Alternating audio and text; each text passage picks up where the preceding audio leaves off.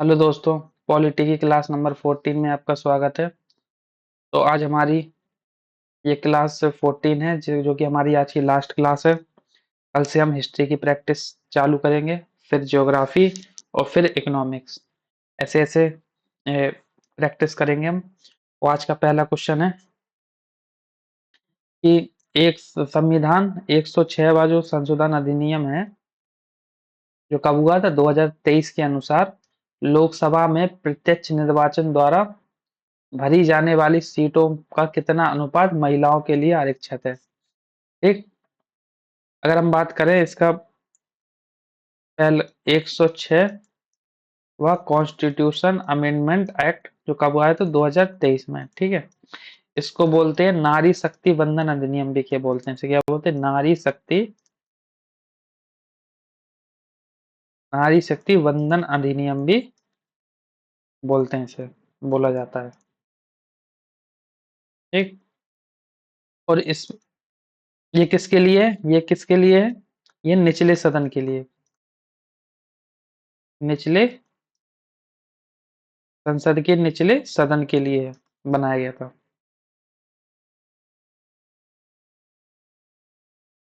ठीक है। संसद का निचला सदन जैसे लोकसभा, विधानसभा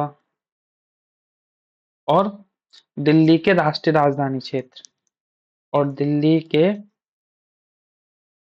दिल्ली राष्ट्रीय राजधानी क्षेत्र, राष्ट्रीय राजधानी क्षेत्र में के लिए।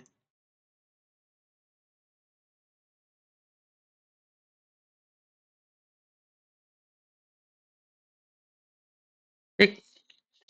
यानी कि लोकसभा, विधानसभा और दिल्ली राष्ट्रीय राजधानी क्षेत्र में महिलाओं का 33% आरक्षण या 1/3 पर 1/3 आरक्षण। तो ऑप्शन नंबर ए इसका सही हो जाएगा। महिलाओं के लिए कितना आरक्षण है, 1/3 सीट, या बोल सकते हैं हम 33% बोल सकते हैं। ठीक। अगर हम इस अधिनियम के द्वारा देखें जो कि 106वां कॉन्स्टिट्यूशन अमेंडमेंट एक्ट जो कब हुआ था 2023 में हुआ था, इससे रिलेटेड कुछ आर्टिकल जोड़े गए। एक आर्टिकल तो जोड़ा गया था, एक आर्टिकल जोड़ा गया 330 का ए, कौन, एक आर्टिकल जोड़ा गया आर्टिकल 330 का ए। ठीक है। और एक जोड़ा गया कि आर्टिकल 332 का ए। ठीक। और एक जोड़ा गया आर्टिकल 334 का ए। और एक आर्टिकल जोड़ा गया, ये जोड़ा नहीं गया, इसमें संशोधन किया गया था। आर्टिकल 239 के डबल ए में संशोधन किया गया था। इसका एक उपखंड जोड़ा गया था, ये था 239 डबल ए का 2 का बी। ये 3 तो आर्टिकल जोड़े गए थे और ये इसमें एक आर्टिकल 239 के डबल ए में संशोधन किया गया था, इसमें जोड़ा गया था 239 टू बी उपखंड जोड़ा गया था। इसमें लोकसभा लोकसभा में महिलाओं का आरक्षण की बात करता है, इसमें विधानसभा में महिलाओं का आरक्षण की बात करता है। और ये 334 ये आरक्षण लागू होने की समय अवधि के बताता है, लागू होने की समय समय अवधि को बताता है। ठीक है। जो कितने वर्षों तक थी, 15 वर्षों तक आरक्षण रहेगा। लेकिन इसे संसद इस आरक्षण के टाइम को संसद कानून बनाकर बढ़ा भी सकता है, बढ़ा सकता है। तो एक 330 का ए लोकसभा में महिलाओं का आरक्षण, 332 का ए विधानसभा में महिलाओं का आरक्षण और 334 का ए आरक्षण लागू होने की समय अवधि जो कि 15 वर्ष थी और संसद कानून बनाकर इस समय अवधि को बढ़ा सकता है। और आर्टिकल 239 का डबल ए एक उपखंड जोड़ा गया था। ये रिलेटेड है एनसीटी के, यानी कि राष्ट्रीय राजधानी क्षेत्र में महिलाओं का आरक्षण की बात करता है। ठीक है।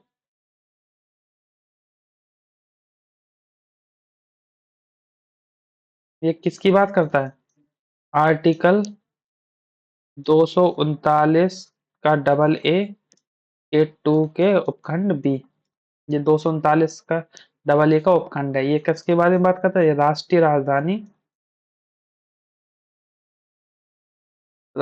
राजधानी क्षेत्र दिल्ली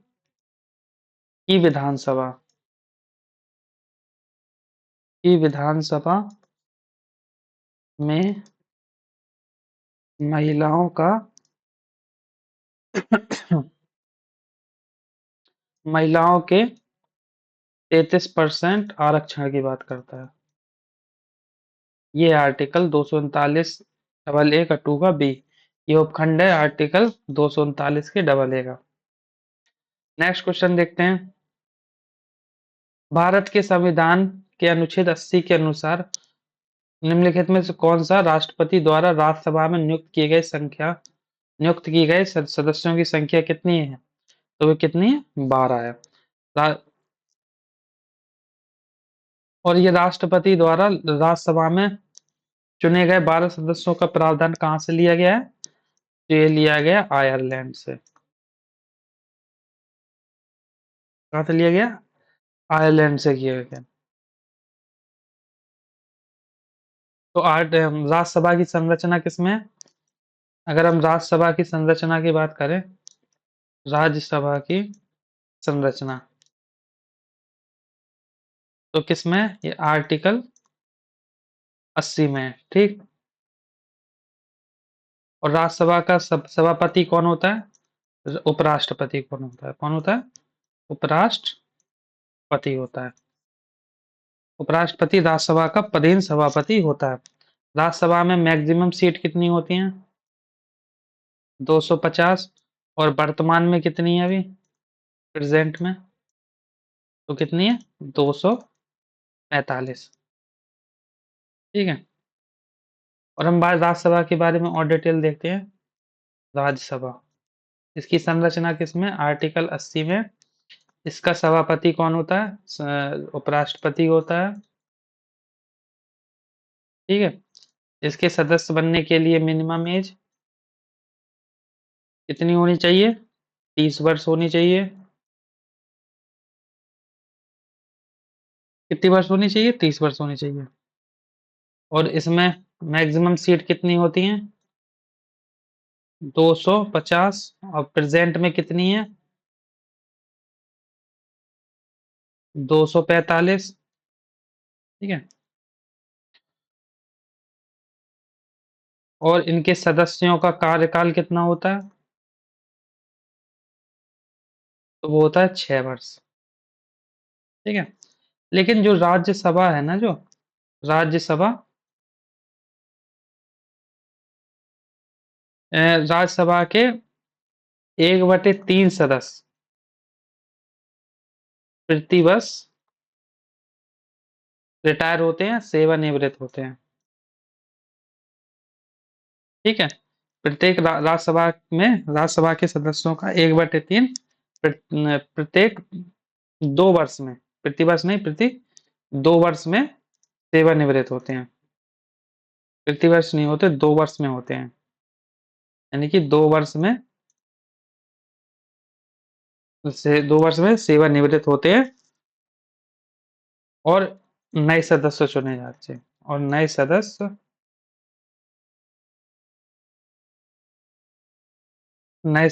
चुने जाते हैं। ठीक है।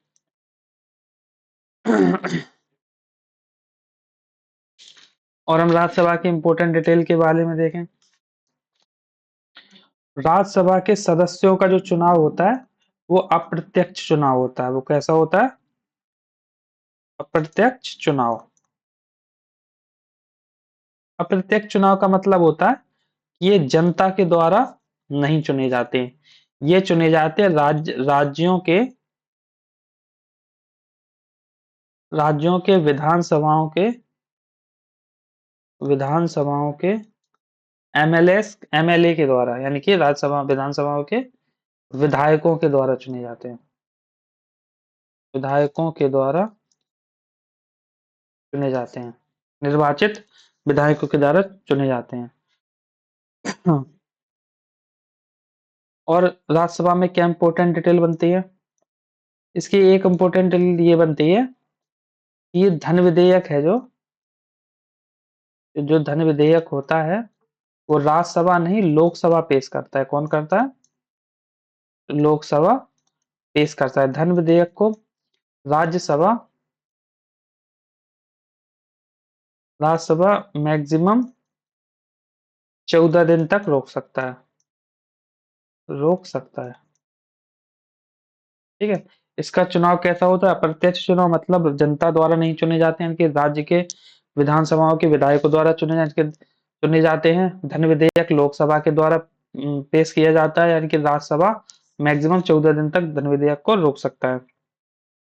यहाँ पे एक इंपॉर्टेंट आर्टिकल बनता है, आर्टिकल 312। कौन सा बनता है? आर्टिकल 312। ये क्या कहता है?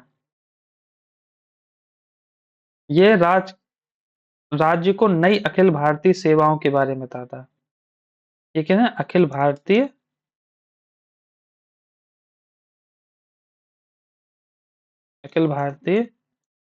सेवाओं से रिलेटेड है। ठीक है। राज्यसभा के आर्टिकल 312 के से अखिल भारतीय सेवा, यानी कि राज्यसभा को नई अखिल भारतीय सेवा का विशेष अधिकार है। ठीक। नेक्स्ट क्वेश्चन देखते हैं। निम्नलिखित में से किस कानून के अंतर्गत 1774 में भारत के कलकत्ता में सर्वोच्च न्यायालय की स्थापना को निर्दिष्ट करता है? तो वो कौन करता है? आज 1773 का रेगुलेटिंग एक्ट। ठीक है।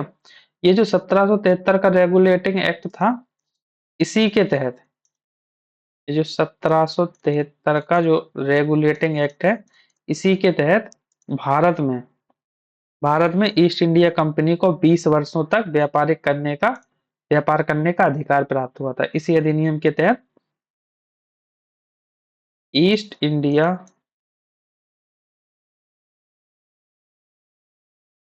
ईस्ट इंडिया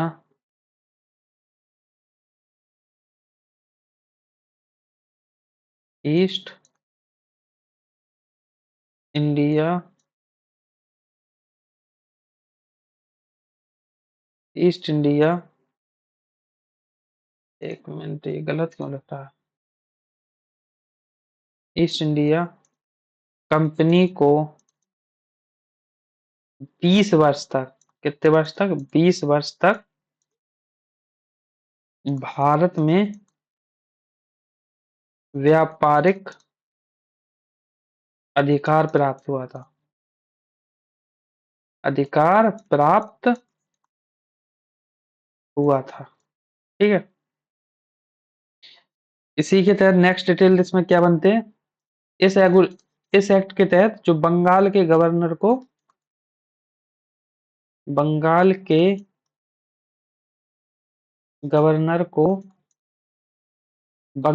का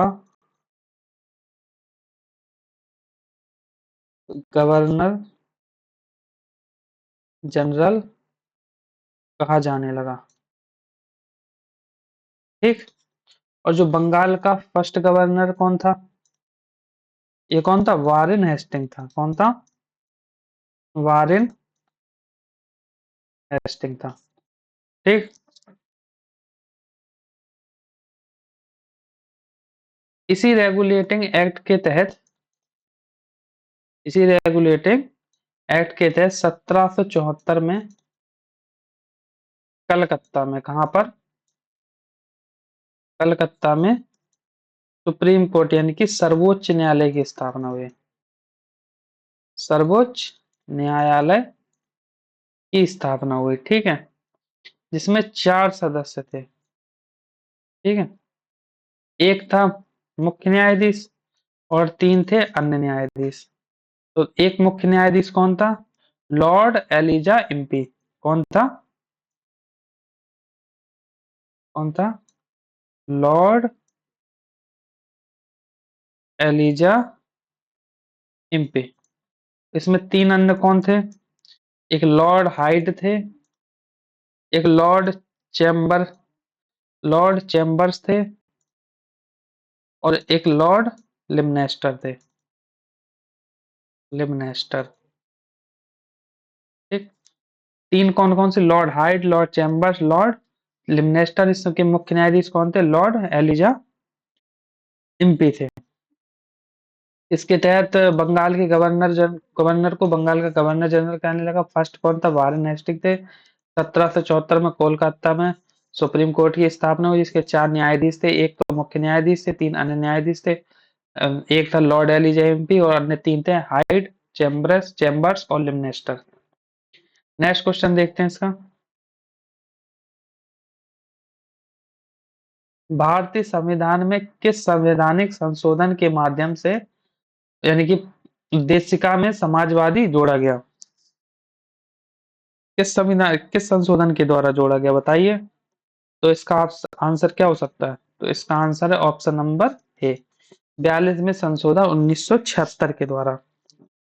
बेसिकली एक शब्द नहीं जोड़ा गया था, तीन शब्द जोड़े गए थे। कितने शब्द जोड़े गए थे? तीन शब्द जोड़े गए थे। ठीक है। और वो शब्द कौन कौन से थे? एक था समाजवादी, एक था समाजवादी, दूसरा था धर्मनिरपेक्ष, जिसे पंथ निरपेक्ष भी बोल सकते हैं, और तीसरा था अखंडता। ये तीन शब्द जोड़े गए थे। ठीक है। और क्या हुआ था इस संशोधन से? इस संशोधन में भाग 4A जोड़ा गया था। संविधान में भाग 4A जोड़ा गया था। 4A में कौन सा आर्टिकल था? आर्टिकल 51A जोड़ा गया था, जिसमें किसकी बात कही गई थी? मौलिक कर्तव्य की बात की गई थी। ठीक है। इसके तहत कितने मौलिक कर्तव्य जोड़े गए थे? 10। अगर हम इसके 11वें मौलिक कर्तव्य की बात करें तो इसे 86वें कॉन्स्टिट्यूशन अमेंडमेंट 2002 के द्वारा 11वां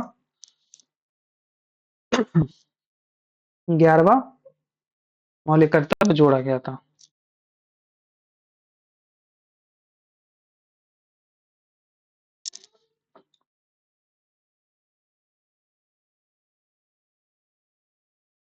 और क्या जोड़े गए थे? इस संशोधन के तहत एक आर्टिकल 39 का ए जोड़ा गया था, एक आर्टिकल 48 का ए जोड़ा गया था। इसके तहत समान न्याय को बढ़ावा देना और गरीबों की मुफ्त कानूनी सहायता देना। गरीबों को मुफ्त कानूनी सहायता प्रदान करना। ठीक। ये आर्टिकल 39 के ए में कहा गया था।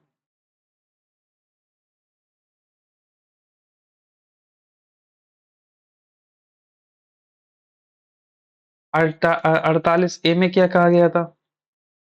48A में कहा गया था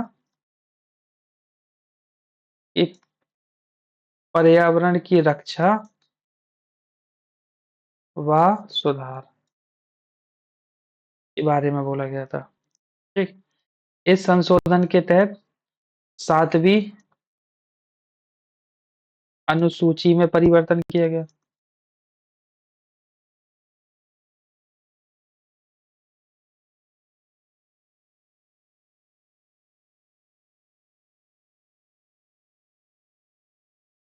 हाँ।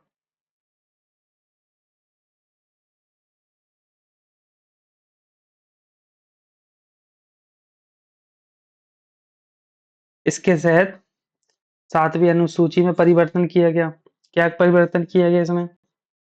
इसमें क्या हुआ था कि जो राज्य सूची के जो 5 विषय थे, उसको 5 विषय यानी कि जो राज्य सूची के थे, उनको समवर्ती सूची में डाल दिया गया था। ठीक है? वो 5 विषय कौन-कौन से थे? तो कौन-कौन से थे? पहला था शिक्षा, दूसरा वन्य जीवों एवं पक्षियों का संरक्षण, तीसरा नापतोल और चौथा क्या था? Supreme court and high court. Supreme court और हाई कोर्ट को छोड़कर अन्य सभी न्यायालयों का गठन की बात करता है।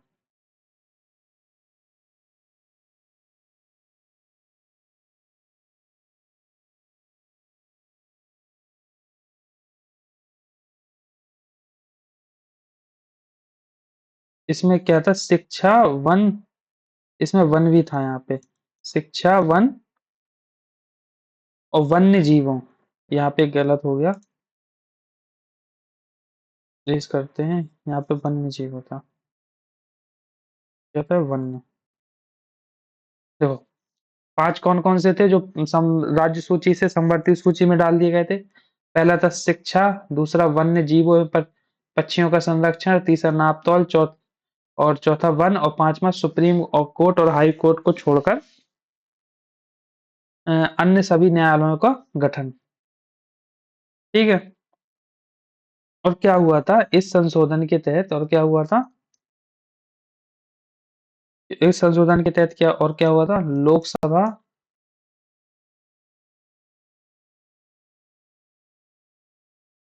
और राज्य विधान सभाओं का कार्यकाल, राज्य विधान सभाओं का कार्यकाल जो था 5 वर्ष से बढ़ाकर 6 वर्ष कर दिया गया था। ठीक है? क्या था? लोकसभा और राज्य विधानसभाओं का कार्यकाल 5 वर्ष से बढ़ाकर 6 वर्ष कर दिया गया था।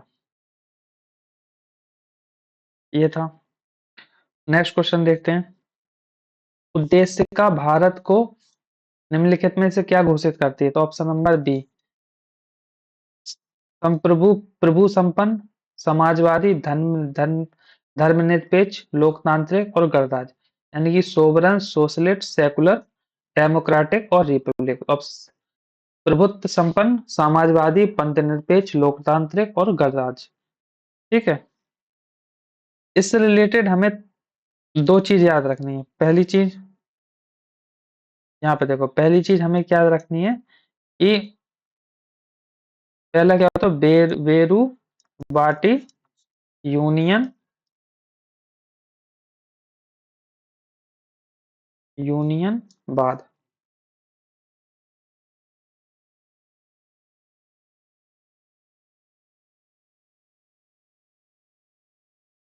बेरूवारी यूनियनवाद जो कब हुआ था?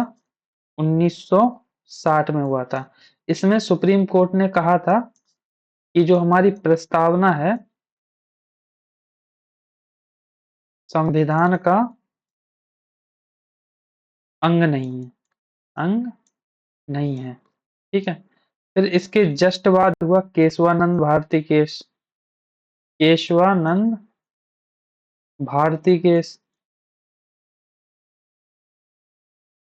बाद को केस बाद मत लिखो, यहाँ पे केस लिखो यहाँ पे।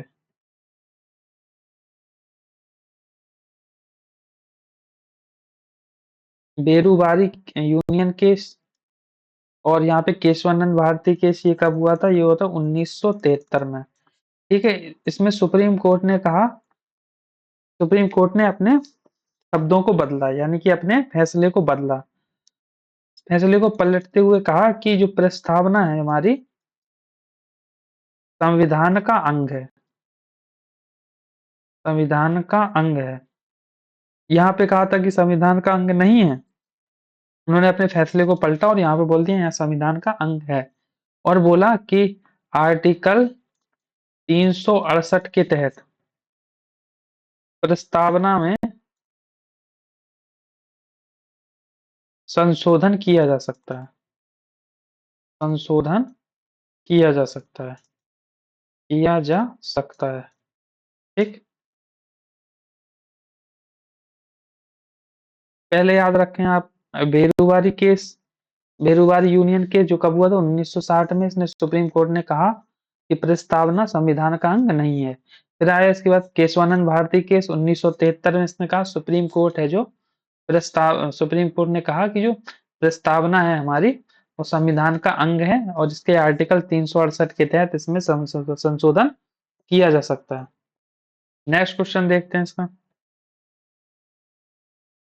कि भारत के संविधान के प्रारंभ में कौन सा अनुच्छेद नागरिकता से संबंधित थे, यानी कि सिटीजनशिप के बारे में बात कर रहा है। तो सिटीजनशिप के बारे में अगर बात कर रहा है तो हम बताते हैं कि ये नागरिकता है, ये नागरिकता भाग 2 में है। ठीक है, और नागरिकता कहाँ से ली गई थी, तो ये ली गई थी ब्रिटेन से ली गई थी। आर्टिकल कहाँ से, 5 to 11। ठीक है, और नागरिकता 5 प्रकार से प्राप्त की जा सकती है, जन्म से, ठीक, दूसरा वंशानुगत, वंशानुगत से, वंशानुगत से, तीसरी पंजीकरण के द्वारा, चौथा देशीकरण के द्वारा, जो न्यूनतम भारत में 12 वर्ष से रह रहा हो, और पांचवा क्षेत्र समाविष्टि के द्वारा, क्षेत्र समाविष्टि के द्वारा। ठीक, पहला जन्म से, दूसरा वंशानुगत के द्वारा, इसको सही से लिख देते हैं, वंशानुगत, और तीसरा पंजीकरण, चौथा देशीकरण, और पांचवा अगर कोई भूभाग भारत में शामिल होता है उससे, क्या क्षेत्र समाविष्टि, क्षेत्र समाविष्टि के द्वारा। ठीक, अगर कोई भूभाग भारत में शामिल होता है तो उस जगह रहने वाले व्यक्तियों को नागरिकता मिल जाएगी। तो इसका ऑप्शन नंबर डी सही हो जाएगा, 5 to 11। ठीक है, अगर हम बात करें आर्टिकल 5 क्या कहता है, आर्टिकल 6 क्या कहता है ये बताइए, आर्टिकल 7, आर्टिकल 8 और आर्टिकल 9, इनके बारे में हम देखते हैं।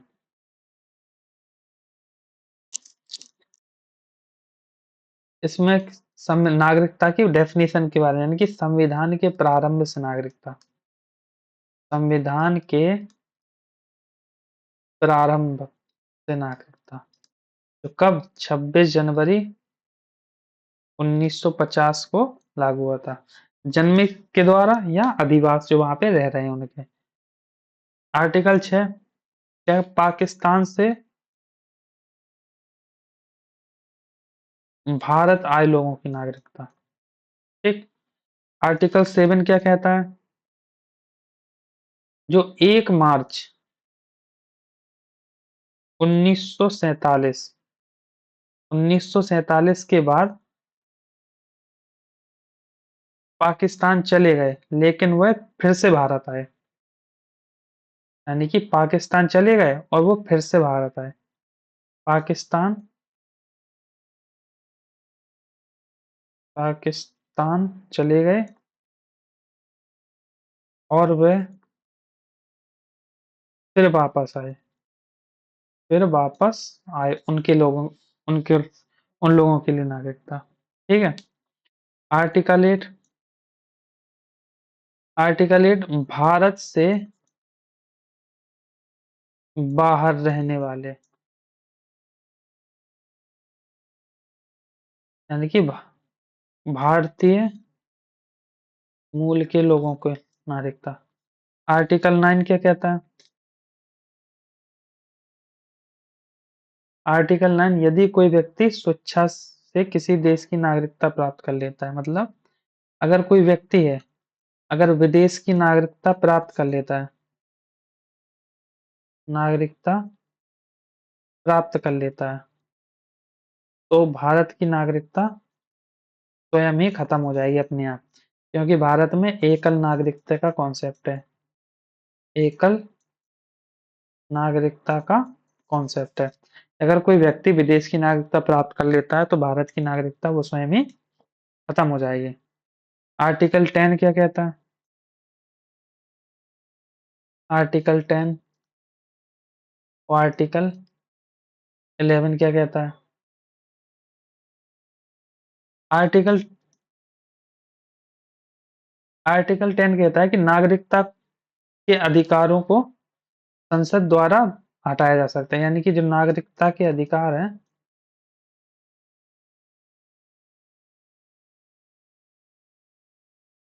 उनको संसद द्वारा विधि बनाकर विधि बनाकर रद्द किया जा सकता है, रद्द किया जा सकता है। ठीक। और आर्टिकल 11 कि संसद को अधिकार है, संसद को अधिकार है कि वे नागरिकता के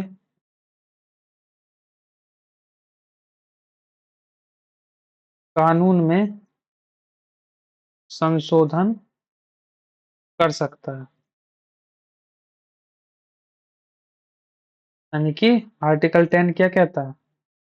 आर्टिकल 10 बोल रहा है कि नागरिकता के अधिकार को केवल संसद विधि बनाकर या कानून बनाकर या कानून बनाकर रद्द कर सकता है। और आर्टिकल 11 संसद का अधिकार है कि वह नागरिकता के कानूनों में संशोधन कर सकता है। नेक्स्ट क्वेश्चन देखते हैं कि भारतीय संविधान का कौन सा अनुच्छेद मौलिक कर्तव्य से संबंधित है? अभी बताया था 51 का ए, भाग 4A, याद रखना है इसको। नेक्स्ट क्वेश्चन देखते हैं 2016 का 101 संविधान संशोधन अधिनियम किससे संबंधित है? तो ये किससे से? जीएसटी संबंधित है। ये भारत में कब लागू हुई थी जीएसटी? तो ये हुई थी 1 जुलाई 2017 को। किसको छोड़कर? जम्मू कश्मीर को छोड़कर। लेकिन जम्मू और कश्मीर में कब हुई थी? 8 जुलाई 2017 को। पूरे भारत में जीएसटी कब लागू हुई थी? 1 जुलाई 2017 को, और जम्मू कश्मीर में 8 जुलाई 2017 को। नेक्स्ट क्वेश्चन देखते हैं 30 जून 2024 की स्थिति के अनुसार भारत के संविधान की 8वीं अनुसूची के अंतर्गत सूचीबद्ध भाषाओं की कुल संख्या कितनी है? अगर मूल संविधान में पूछे, मूल संविधान में भाषा तो कितनी थी? 14 है। वर्तमान में 22 भाषा है। तो ऑप्शन नंबर बी सही हो जाएगा। 15वीं भाषा यानी कि सिंधी कब जोड़ी गई? तो 21वें कॉन्स्टिट्यूशन अमेंडमेंट एक्ट 1967 के द्वारा 15वीं भाषा सिंधी जोड़ी गई। कौन सी जोड़ी गई?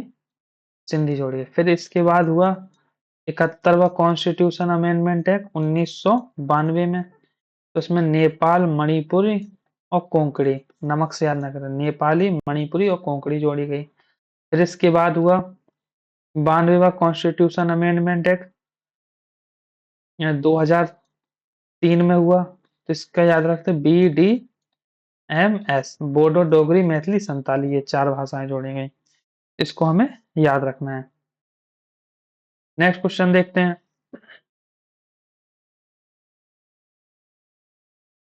राज्य के नीति निर्देशक सिद्धांतों में समाहित गांधीवादी सिद्धांतों के अनुसार राज्य में राज्य निम्नलिखित में किसको बढ़ावा देने का प्रयास में डीपीएस में गांधीवादी सिद्धांत को। तो ये ग्रामीण क्षेत्र संबंध है।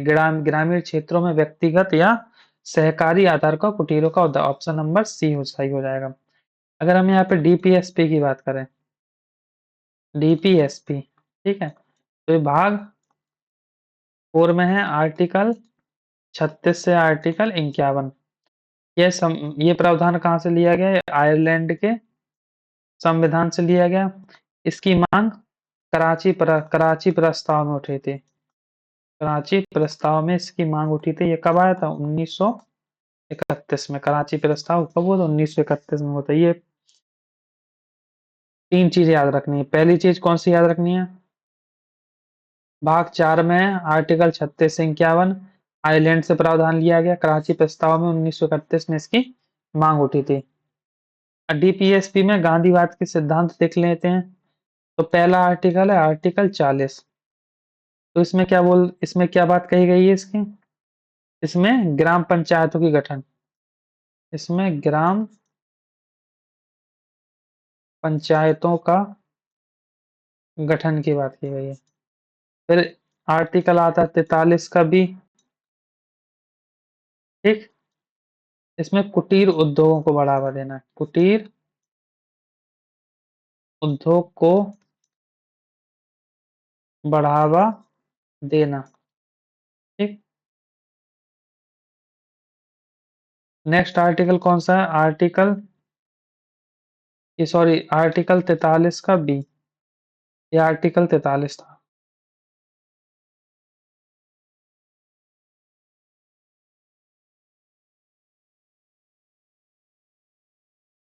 आर्टिकल 43 का भी, इसमें क्या बोला गया? सहकारी समितियों का गठन, सहकारी समितियों का गठन यानी कोऑपरेटिव सोसाइटी का गठन, ठीक है। इसे कब जोड़ा गया था? इसे 97 कॉन्स्टिट्यूशन अमेंडमेंट एक्ट 2011 के तहत जोड़ा गया था। Next article, article 46। आर्टिकल 46 किसके बारे में बताता है? कमजोर वर्ग के हितों में संरक्षण, यानी कि जो कमजोर वर्ग हैं जैसे कि SC ST उनके लिए संरक्षण, कमजोर वर्ग के हितों में संरक्षण, ठीक। नेक्स्ट आर्टिकल देखते हैं, आर्टिकल 47।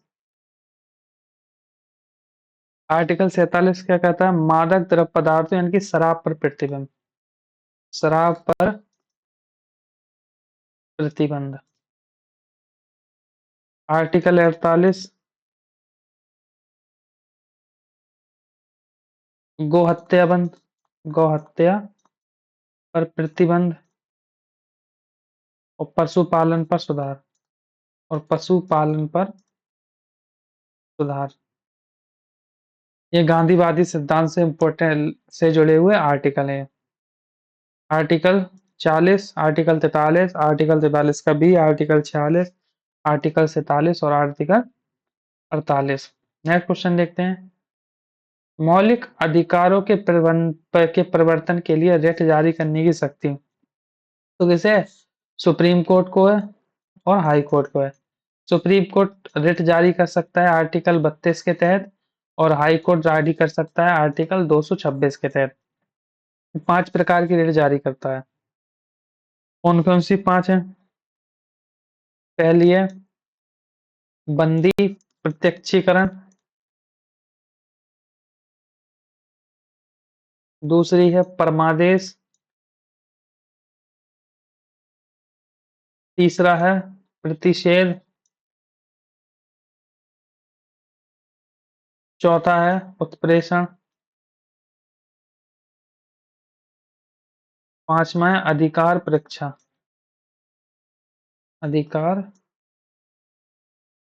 परीक्षा। कौन कौन सी रिट जारी करता है? पहला बंदी प्रत्यक्षीकरण, परमादेश, प्रतिषेध, उत्प्रेक्षण, अधिकार परीक्षा। और ये हमारा आज का लास्ट क्वेश्चन है, देखते हैं कि संविधान संशोधन के माध्यम से मौलिक कर्तव्यों को संविधान में शामिल किया गया था। तो आर्टिकल 42 संविधान 42 संशोधन 1976 के तहत। ठीक है। और ये हमने आपको समझा ही दिया था, इसमें आर्टिकल 51 ए जोड़ा गया था। ठीक है।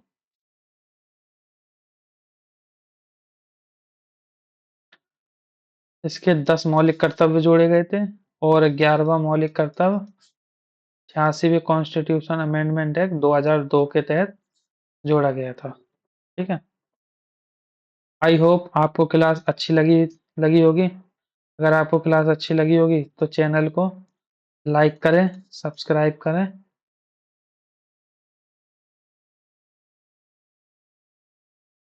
धन्यवाद।